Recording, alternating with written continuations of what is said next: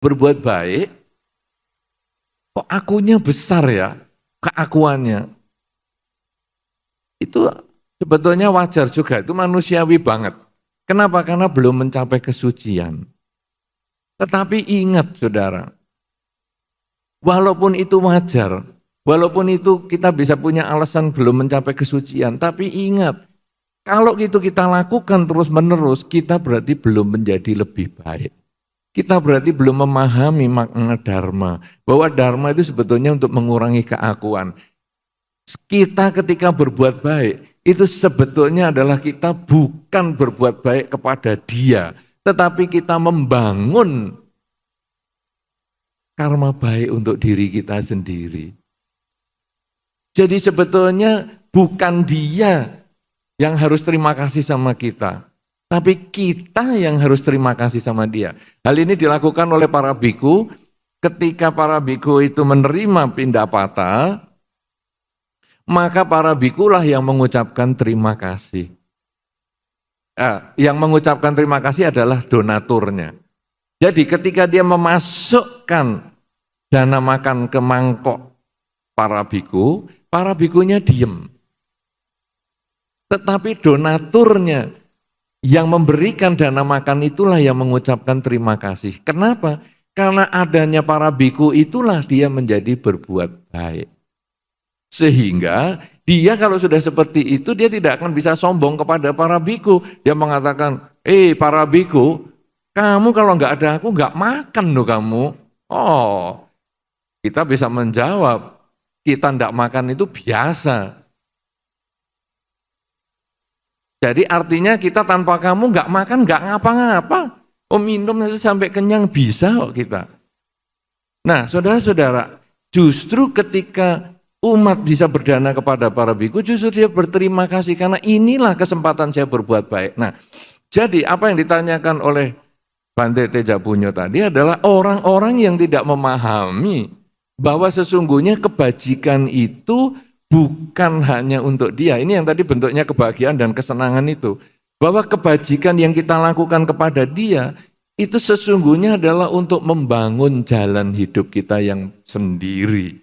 Ya, karena itu tadi saya sampaikan kebahagiaan itu gimana? Ketika kita mengembangkan kerelaan, kemoralan dan konsentrasi itu untuk kebahagiaan dia, tapi juga untuk kebahagiaan kita sendiri. Sehingga ketika kita meninggal dunia itu, kata-katanya di dalam sambutan terakhirnya adalah semoga dengan kebaikan yang dilakukan semasa hidupnya, mendiang akan berbahagia di alam kelahiran yang sekarang. Jadi bukan mengatakan semoga dengan banyak yang ditolong di luaran itu sampai dibelikan peti mati ada 7 dan lain sebagainya, semoga mendiang berbahagia. Tidak pernah ada kata-kata itu. Artinya apa? Manusia secara sadar, di bawah sadarnya dia sebetulnya memahami bahwa sesungguhnya kita membutuhkan pihak lain untuk mengembangkan kebajikan. Jadi ketika saya duduk di sini, sesungguhnya saya berterima kasih kepada Anda yang Anda hadir di sini. Karena ketika Anda hadir di sini, saya bisa duduk di sini dan ngomong seperti ini. Coba kalau Anda tidak hadir di sini, di ruangan ini kosong, terus saya duduk di sini ngomong. Kira-kira saya bisa dipegang sini, mungkin anget atau apa nanti. Karena itu saudara-saudara, saya yang harus berterima kasih kepada Anda. Kalau saya yang berterima kasih kepada Anda, lalu untuk apa saya sombong? Saudara-saudara, saya pernah satu ketika membawa seorang yang, kalau tadi Romo Suryo sudah pernah tahu ke Bodigiri belum? Terakhir kapan? Tahun lalu ya. Nah tahun lalu, saya mengajak orang yang badannya besar sekali. Wah itu badannya besar betul. Kemudian saya ajak sampai ke Dhammasala atas. Kemudian saya suruh lihat ke bawah ke candi dan sebagainya. Saya ngomong sama beliau, Pak, lihat di bawah itu. Truk cuman kelihatan kecil. Itu batu satu truk, di situ cuman sejimpit saja. Lihat itu Pak, lihat. Lihat orang-orang itu kecil-kecil semua. Lihat. Sekarang Bapak mau sombong? Bisa. Sekarang Bapak mau sombong. Nih, aku yang paling besar. Karena memang badannya gendut sekali. Nih, aku yang paling gede. Kamu semua kecil semua. Bapak boleh sombong. Tapi ingat Pak, yang di bawah itu enggak lihat Bapak. Bapak sendiri dari bawah itu enggak kelihatan. Karena kita bedanya bawah, lantai bawah yang paling bawah, bodi kiri paling bawah dengan kita tidak masalah atas, bedanya 60 meter. Jadi kalau satu bangunan itu biasanya 3 meter, itu kira-kira 20 lantai. Jadi orang bawah itu juga enggak lihat kita. Artinya apa? Kesombongan itu hanya untuk kamu saja. Orang lain tidak tertarik dengan kesombongan Anda. Kesombongan itu hanya merusak dirimu, tapi tidak bermanfaat untuk orang lain. Coba seandainya orang itu ngomong, oh, aku barusan beli mobil yang paling bagus sak dunia. Kira-kira yang dengar ngomong apa? Ya terserah, duit-duitmu juga. Pikirannya aku kepengen apa naik mobilmu. Jadi kesombongan itu hanya gunanya untuk menghancurkan dirinya sendiri. Nah, kalau sudah memahami seperti ini, lalu gunanya untuk apa kita sombong? Saya berbuat baik, itu kan sebetulnya kembali ke diri kita. Jadi bukan kamu harus terima kasih dong karena saya sudah berbuat baik. Bukan. Nah, ini yang kadang-kadang keliru di dalam masyarakat itu. Bahwa ketika saya berbuat baik, maka orang itu harus berbuat baik juga sama saya. Bukan. Ketika saya berbuat baik, maka sesungguhnya orang itu adalah sarana saya untuk berbuat baik. Karena kembali kebaikan itu sebetulnya saya membangun nasib saya sendiri.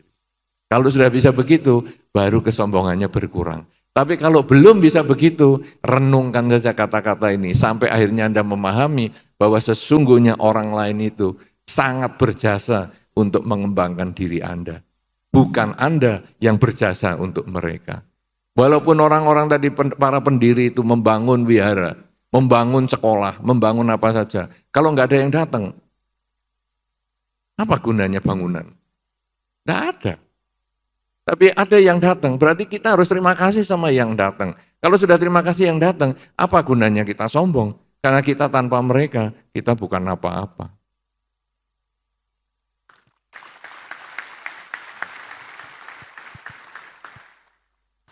Saudara-saudara, yang paling gampang adalah hidup seorang biku. Karena kebetulan yang tanya biku, maka saya akan cerita tentang kehidupan biku. Perenungan seorang biku itu sangat sederhana. Kita ini tidak pernah masuk dapur. Biku tidak pernah masuk dapur. Anda kalau lihat saya masuk dapur, malah orang dapur kaget semua. Saya tidak pernah masuk dapur. Artinya apa saudara? Kok saya bisa tahan 33 tahun? Kenapa saya bisa tahan 33 tahun? Padahal saya tidak pernah masuk dapur. Karena orang menyediakan makan untuk saya. Kalau orang sudah menyediakan makan untuk saya, berarti saya hidupnya tergantung sama orang.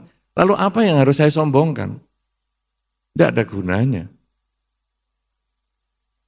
Kalau kita bisa memahami ini, lalu biku itu mau apa? Kita mau setinggi apa? Kita mau pangkat seberapa banyak? Tidak ada apa-apanya. Kadang-kadang orang ngomong, wah Bante, Balerejo gini-gini. Balerejo apanya? Oh, itu saya cuma penunggu aja kok. Karena Balerejo bukan milik saya. Ketika saya meninggal, saya juga tidak akan memiliki tempat itu. Itu akan diambil ataupun itu adalah milik umat Buddha, bukan saya yang punya. Saya hanya penunggu seumur hidup. Ketika saya sudah meninggal, itu akan dipakai oleh yang lain. Kalau sudah begitu, apa yang saya sombongkan? Tidak ada apa-apanya. Prestasi itu tidak ada. Karena prestasi itu sebetulnya hanya karena dukungan orang lain. Hidup seorang biku itu hanya dukungan orang lain. Karena itu saudara-saudara, kalau kita memahami hal ini, dan ini terjadi pada siapapun juga, Anda mau pengusaha besar. Kalau pengusaha besar nggak punya pegawai apa, Anda juga bisa kerja jadi pengusaha. Ketika Anda jualan, Anda tokonya rame, kalau enggak ada orang beli apa Anda bisa jadi orang kaya. Ada satu pengusaha yang luar biasa sekali yang saya pernah kenal, yaitu pengusaha roti. Saya kenal dan dia membuat kamarnya para karyawan dan karyawatinya itu sama seperti kamarnya yang punya. Sama bagusnya, sama mewahnya.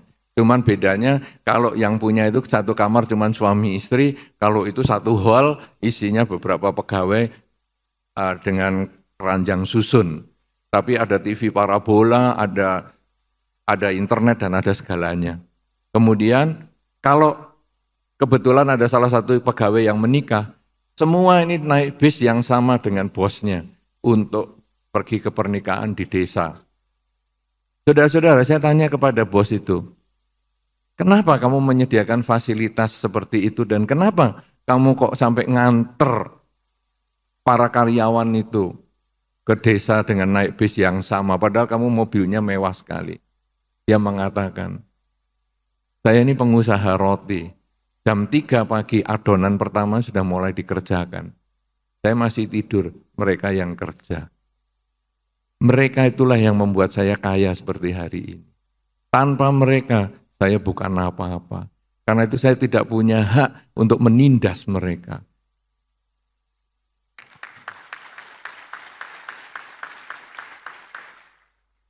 Mereka adalah mitra kerja saya. Karena itu ketika mereka ada yang menikah, saya akan datang ke tempat mereka dengan naik bis yang sama karena mereka adalah mitra saya. Coba saudara, orang ini memahami dengan baik bahwa sesungguhnya bukan diri sendiri yang membuat kita sukses, tapi kita karena dukungan orang lain. Kalau kita memahami ini, apa tuh gunanya kesombongan yang justru menghancurkan diri kita sendiri?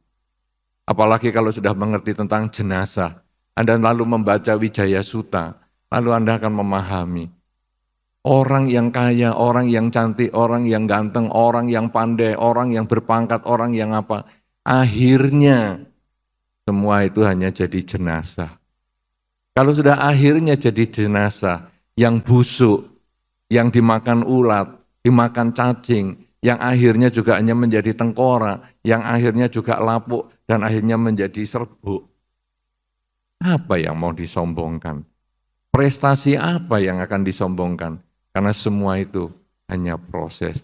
Kita sesungguhnya hanya pelaksana di dalam satu masa saja. Apa yang kita lakukan yang terbaik ini hanya mudah-mudahan bisa dikenang, tapi bukan untuk menambah kesombongan, hanya untuk memberi makna di dalam hidup. Sudahkah saya dilahirkan oleh orang tua saya itu bermanfaat? Apakah saya ini justru memalukan orang tua saya? Ketika saya menjadi biku, saya meminta izin kepada orang tua. Dan orang tua saya tidak sulit untuk melepas, saya hanya ngomong, orang menjadi biku kan menjadi orang baik. Menjadi orang baik, kok ditangisi? Kalau saya menjadi penjahat, apa kamu lebih senang? Ya sudah, kamu jadi biku. Kata-kata itu yang merupakan janji bagi saya. Bahwa saya menjadi biku, saya harus menjadi baik. Kemudian saya menerima dana makan dari orang, berarti saya juga harus baik sama orang. Karena kalau saya bisa jalani dengan baik menjadi biku, maka orang yang berdana kepada saya akan merasakan manfaatnya. Kalau sudah demikian ini, kita lalu menyadari hidup kita sangat tergantung orang lain. Contoh saya adalah sebagai biku, tapi siapapun di antara Anda, tadi juga Bante Teja sudah sampaikan, kita semua tergantung sama orang lain. Anda lahir kalau enggak tergantung ibu Anda, siapa yang melahirkan Anda? Puser Anda itu adalah tanda bahwa ibu Anda mengandung. Apakah Anda kenal dengan ibu Anda atau tidak, itu enggak urusan. Tapi puser Anda, itu adalah hubungan Anda dengan ibu Anda. Siapa di sini yang enggak punya wudel? Iya toh?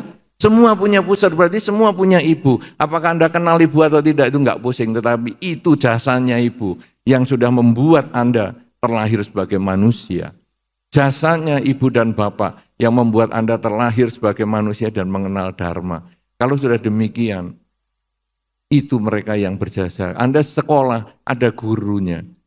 Anda menjadi biku, Anda menjadi pengusaha, Anda menjadi apa. Semua itu ada orang lain yang mendorong Anda untuk maju. Karena itu kesombongan hanya menghancurkan diri sendiri, tidak bermanfaat untuk orang lain.